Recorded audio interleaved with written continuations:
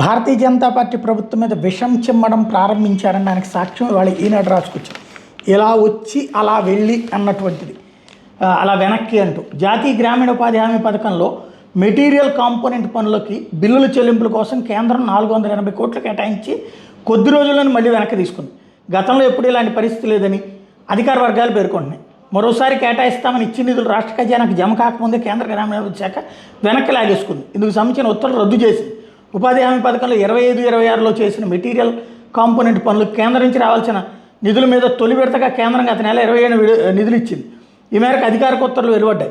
వీటితో పెండింగ్ బిల్లులు చెల్లించేందుకు అధికారులు సన్నద్ధమయ్యేలోపు కేంద్రం షాక్ ఇచ్చింది. నిధులు త్వరలోనే వస్తాయని ఆందోళన చెందాల్సింది ఏమీ లేదని రాష్ట్ర పంచాయతీరాజ్ గ్రామీణాభివృద్ధి శాఖ ఉన్నతాధికారి ఒకళ్ళు చెప్పారు. సాంకేతిక సమస్యల వల్లే ఇలా ఉండొచ్చన్న అభిప్రాయాన్ని వ్యక్తం చేసుకొచ్చారు. మరి అప్పుడు 4 రోజులు ఆగితే కనుక్కోవచ్చు కదా అసలు ఏంటి అన్నటువంటిది.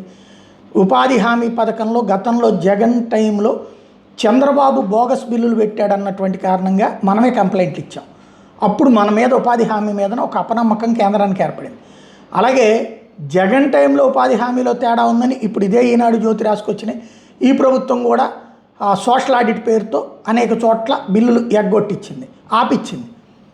దాంతో అందరూ దొంగలే అన్నప్పుడు వాళ్ళు మాత్రం ఎందుకు ఇస్తారు దొంగలకి? ఇది పెద్ద సమస్య అవుతుంది. మనం రాజకీయాల కోసం చేసింది అక్కడ చివరికి అసలు దాగుతోంది.